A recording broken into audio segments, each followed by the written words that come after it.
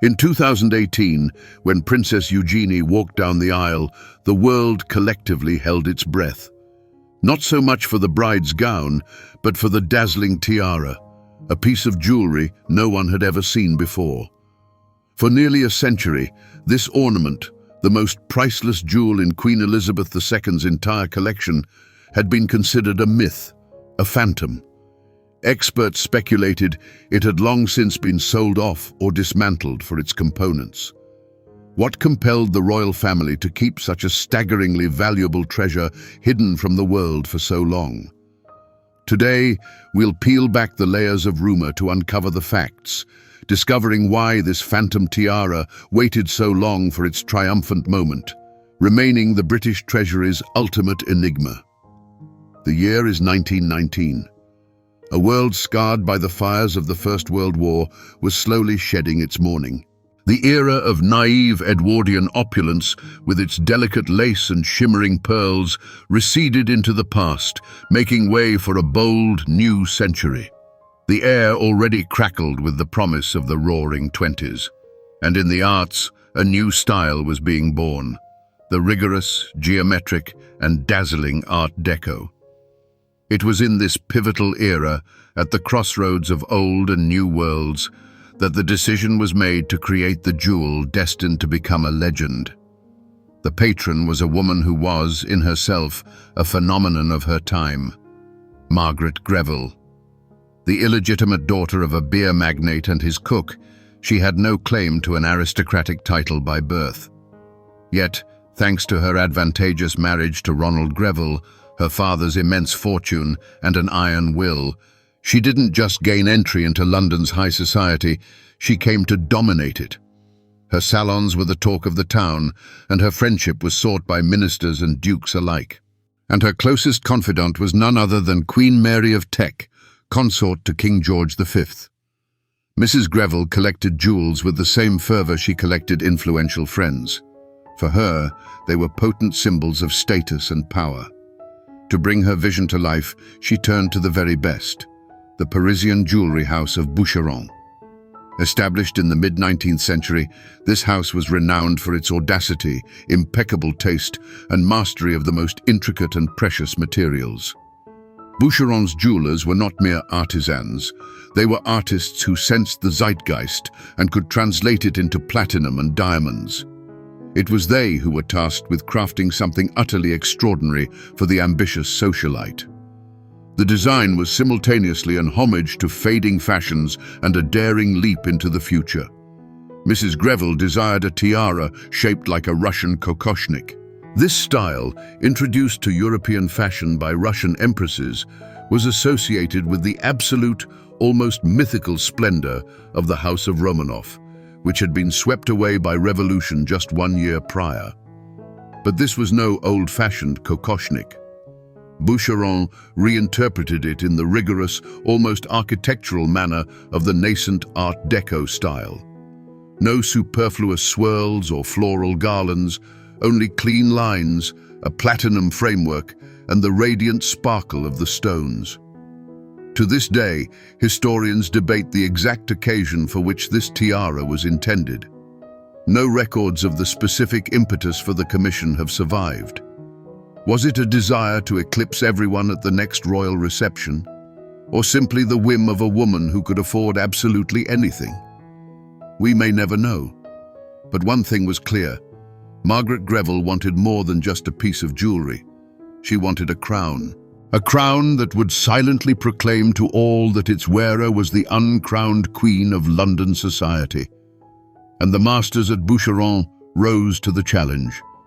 Let us, for a moment, set aside its history and its owners. Let us examine this masterpiece as the jeweler himself might have seen it, leaning over his workbench. What lies before us is not merely a tiara, but a perfect architectural construct.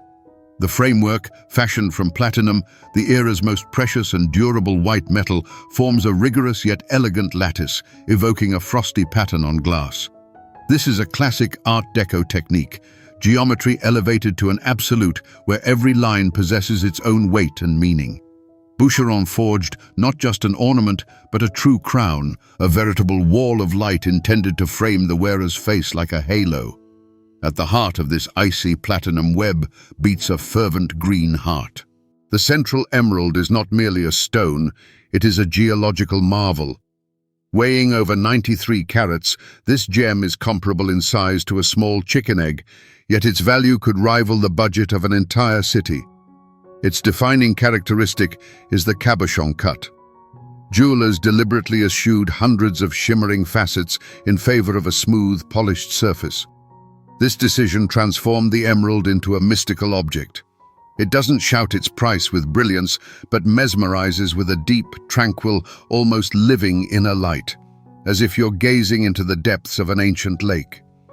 Like ladies-in-waiting accompanying a queen, 6 smaller emeralds flank the central giant, 3 on each side. These are also cabochon cut and matched with incredible precision for color and clarity. They create a visual rhythm, guiding the eye from the center to the edges of the tiara and supporting the overall harmony of the composition. This isn't just a scattering of stones, it's a meticulously orchestrated symphony of green, from the deep forest moss at the center to lighter shades at the periphery. And now, for the main secret that makes this tiara astronomically expensive. The entire platinum framework, every single millimeter of its surface, is studded not with ordinary diamonds, but with rose-cut pink diamonds. Pink diamonds are one of the world's greatest rarities, found thousands of times less frequently than white ones. Their barely perceptible warm hue creates an incredible contrast with the cool shimmer of the platinum and the deep green of the emeralds. It's like rays of dawn sunlight piercing through morning mist in an enchanted forest. The tiara's form itself also warrants special attention. Unlike most diadems, which are merely crescent-shaped ornaments adorning the front of a hairstyle, the Greville tiara is practically a full, closed circlet. Its diamond-encrusted branches almost meet at the nape of the neck. This design not only vastly increases the number of precious stones, and consequently the cost, but also creates a sense of completeness, of wholeness. It is not an accessory one puts on, it is a crown one is crowned with. Imagine for a moment holding it in your hands. You would feel its substantial, pleasing weight, the heft of platinum and stones. Touching it, you would sense the cool metal and the smooth, silky surface of the cabochons. But the most captivating aspect would be the play of light. The deep, calm radiance of the emeralds, akin to the glow of a distant star, and thousands of sharp, trembling sparks from the pink diamonds, creating a true halo around the wearer's head. This was no mere piece of jewelry. It was a portable palace of light and color crafted for one sole purpose, to proclaim the boundless power and wealth of its owner. And so, the masterpiece was complete. Boucheron's artisans must have held their breath, awaiting the moment their creation would dazzle London society, when newspapers would erupt with ecstatic headlines. Logic suggests the next step should have been a grand ball at Buckingham Palace, or, at the very least, the season's most talked-about soiree. But here, history takes its most unexpected turn. There was no grand triumph in the classic sense. Margaret Greville, upon receiving the tiara, almost immediately locked it away in her safe. Why commission one of the most expensive jewels of its era only to hide it from the entire world? The answer lies in the psychology of the owner herself. For Mrs. Greville, a woman who had spent her entire life proving her right to a place in the sun, possession was more important than display. The mere fact that her vault held a treasure capable of outshining the jewels of any duchess was her ultimate pleasure. This was her secret power, her personal nuclear arsenal of status. One can only imagine how those rare, almost clandestine unveilings unfolded. The tiara was likely worn only a handful of times for the most exclusive dinners in her own home. Picture the scene. The dim glow of candlelight, a select circle of Britain's most influential figures, and the hostess, her coiffure crowned by a colossal emerald pulsating with green fire. The effect would have been explosive. This wasn't merely a public appearance, it was a demonstration of power, calculated not for the masses, but for a few chosen rivals and allies. She didn't need the applause of the press. The astonished gazes and envious whispers of those who truly mattered were more than enough. As a result, the tiara transformed into a legend, a phantom. Newspapers didn't chronicle it, but it was whispered about in hushed tones behind closed doors. Its absence from public view only fueled the rumors, making the jewel even more mythical and desirable. Everyone knew Mrs. Greville possessed something incredible, but almost no one had seen it. Her true power lay not in its brilliance, but in its secrecy. And in this lay the ingenious calculation of its owner. She transformed a precious gem into an instrument of psychological influence. Therefore, paradoxically, the true triumph of this treasure didn't occur at a ball, but decades later, in 1942, within the pages of a will.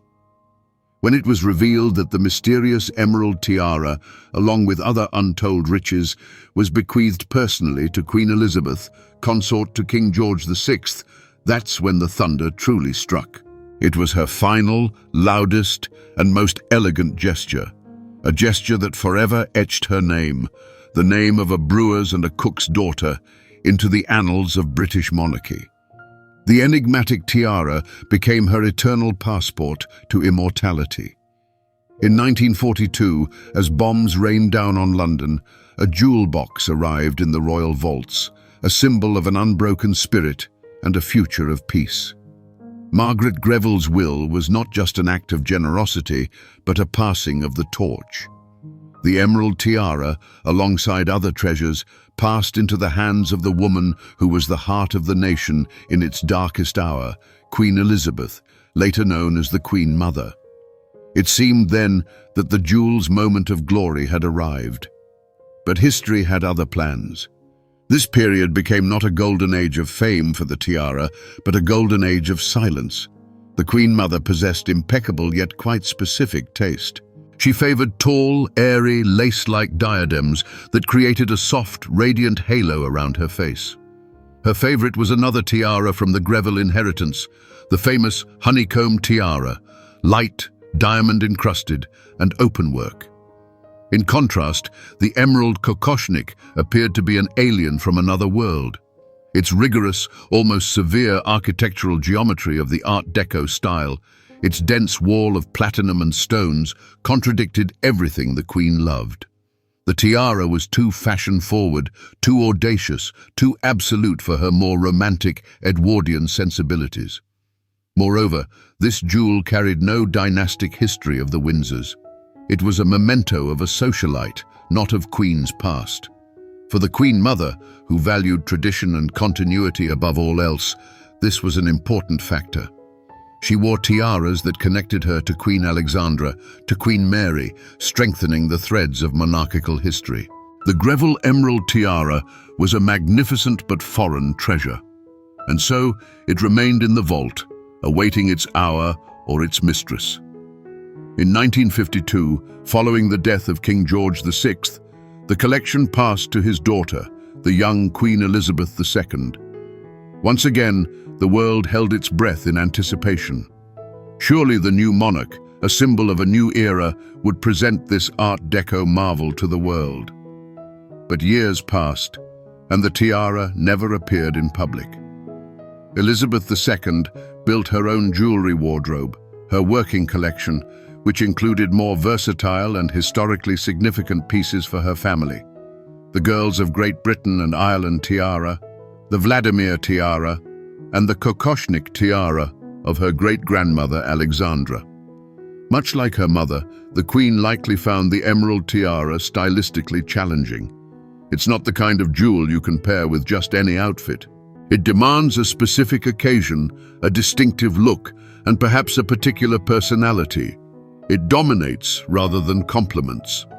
It's entirely plausible that for Elizabeth II, whose style was always the epitome of understated dignity, this tiara was simply too extravagant, too boisterous in its self-declaration. Its golden age faded away. This tiara, once gracing the heads of two of the 20th century's most iconic and photographed women, transformed into the most bewildering enigma in their collection.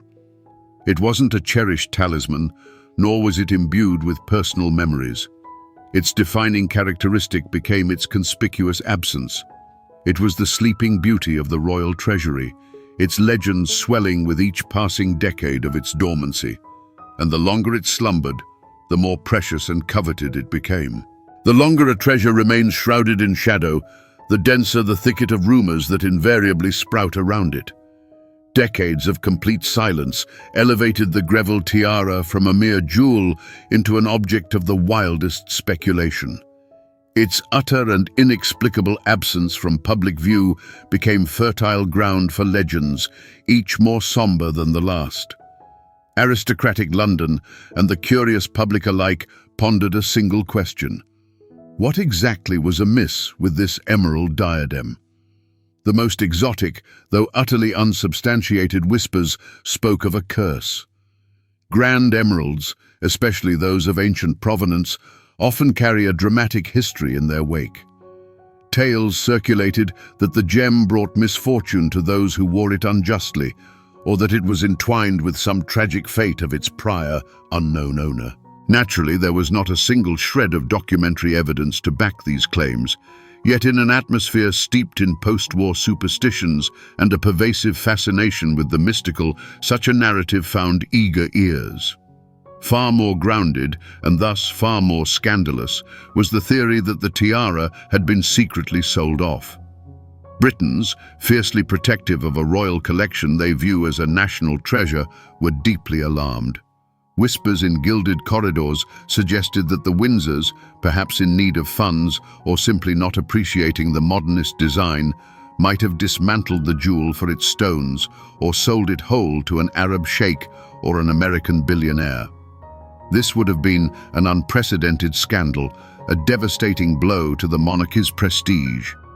And while the palace remained conspicuously silent, the tiara's absence throughout the reigns of two queens made this version terrifyingly plausible. Yet the tiara's deepest mystery lies not in whispers, but in facts, or rather, in their disconcerting absence.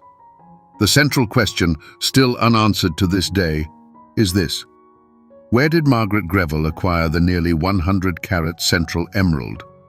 Gems of such magnitude usually possess a name and a storied past, their journey traceable across centuries. But the Greville emerald seemingly materializes out of thin air. Jewelry historians hypothesize it might have been part of the Romanov treasures that flooded the European market after the 1917 revolution. This would account for both the Kokoshnik design choice and the sudden appearance of a gem of such caliber specifically in 1919.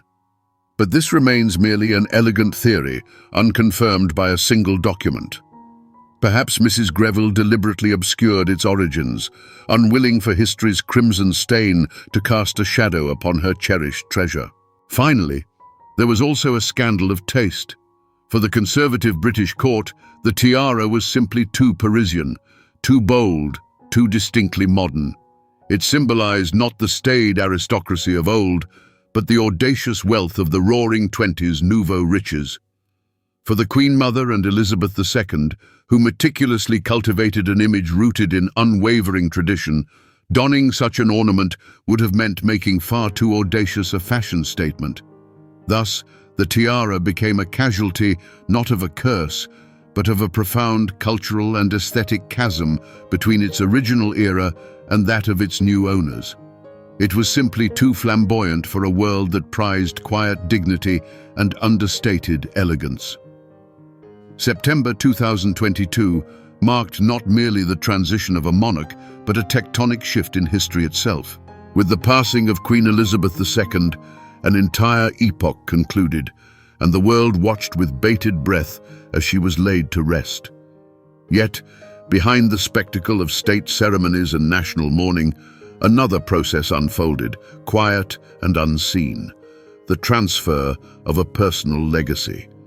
The entire private jewelry collection, meticulously amassed over decades, passed by inheritance to the new king, Charles III. And for the Greville Emerald Tiara, this event heralded the end of its long, nearly century-long captivity. For most of the Queen's jewels, this was a moment of poignant farewell. The world would forever remember them on her, and any new wearer would inevitably reside in the shadow of her magnificent image. But for the invisible tiara, the opposite was true. The end of the Elizabeth II era wasn't a finale for it, but a chance for a new beginning. The epoch when it was hidden away, whispered about and speculated upon, had ended. The lock on the vault, which had kept it sequestered for 70 years, symbolically sprang open. The atmosphere crackled with anticipation. Jewelry historians, royal commentators, and simply connoisseurs of beauty worldwide pondered the burning question: what now? Would the new Queen Consort Camilla, or perhaps the future Queen Catherine, the Princess of Wales, be bolder in their fashion choices? Would one of them become the mistress who would finally dare to parade this audacious Art Deco treasure? The Queen's passing transformed the tiara from a dusty museum artifact into the hottest intrigue of the new reign. Physically, the tiara remained in the same place, nestled in its velvet case, deep within the royal safes. But its status had changed forever. It ceased to be the late Queen's secret and morphed into the new monarchy's unplayed trump card. Every state banquet, every coronation, every wedding from then on would unfold under the unspoken question: perhaps today, we will witness its grand return. Thus ended its era of oblivion, leaving behind a tense silence brimming with hope. And then, on October 12, 2018, something happened that no one expected anymore. The wedding day of Princess Eugenie, the Queen's granddaughter. As the bride emerged from her car at St. George's Chapel in Windsor, the world gasped. The gaze of millions was fixed not on her gown nor her bouquet, but on what crowned her hairstyle. It was not one of the familiar and beloved tiaras from the royal collection. This was something else, something that sparkled with a daring, almost otherworldly beauty. At its center, above her face, a shockingly large, deep green fire blazed. The phantom had taken corporeal form. It was a triumphant return that surpassed all expectations. The sleeping beauty had awakened, and her awakening was dazzling. For 99 years, she had awaited this moment, and it had finally arrived. On the young princess, with her modern image and red hair that perfectly contrasted with the emeralds, the tiara looked neither old-fashioned nor cumbersome. On the contrary, it appeared incredibly relevant, like a masterpiece of design that had simply been ahead of its time and had at last found it. A complete reinterpretation of the treasure had occurred. If for two queens it had been too avant-garde, for a 21st century princess it was absolutely perfect. Eugenie, unburdened by the necessity to adhere to the strict protocol of a reigning monarch, was able to see in it not a historical problem, but pure beauty. Her bold choice to wear the tiara without a veil was a stroke of genius. She didn't try to force the tiara into a traditional bridal look. She allowed the tiara itself to become the main event, the ultimate statement. The reaction was instantaneous and unanimous. Global media, fashion critics, and jewelry experts erupted in delight. Overnight, the reclusive tiara became the most talked-about jewel on the planet. Articles detailing its history appeared with a sensational tag. Everyone universally acknowledged it not just as beautiful, but perhaps the most extravagant and striking piece in the entire British royal collection. The tiara, once deemed problematic, had simply been waiting for its heroine. This day marked not merely its debut, but its true coronation. It was in this moment that its value reached its absolute pinnacle. To the intrinsic worth of platinum, exceedingly rare pink diamonds, and a colossal emerald, a new priceless asset was added: provenance. This was no longer just the Greville tiara, it was Princess Eugenie's wedding tiara. It forever entered the annals of royal weddings, into the pantheon of the most iconic jewelry moments. Nearly a century after its creation, it finally received its golden age, a single day that rendered it immortal. So, where is this treasure now? After its dazzling triumph at Princess Eugenie's wedding, the Greville tiara didn't vanish again. It returned to its rightful place in the vaults of Buckingham Palace. Today, it remains a part of the royal collection, having passed by inheritance from Elizabeth II to King Charles III. But now it rests there not as a forgotten relic or a stylistic whim, but as a recognized star, one of the collection's crown jewels. Its status has been transformed forever. Now, it is more than just an accessory, however astronomically expensive. It is a historical artifact. Its appearance in 2018 officially etched the aesthetic of Art Deco into the visual chronicle of the House of Windsor. It became a bridge between the audacious era of the Roaring Twenties and the modern British monarchy. Any hypothetical future appearance, whether on Queen Camilla or the Princess of Wales, will now be viewed not as a fashion choice, but as a significant historical event, a dialogue with the past. It has ascended to the rank of a top-tier museum exhibit, one that can, however, still spring to life on a member of the royal family. As for its value, here we enter the realm of astronomical figures. Providing an exact appraisal is virtually impossible because this treasure is priceless and will never appear on the open market. But we can break down its value into its constituent parts. Firstly, material worth. The central emerald, weighing over 93 carats, is itself worth millions of pounds.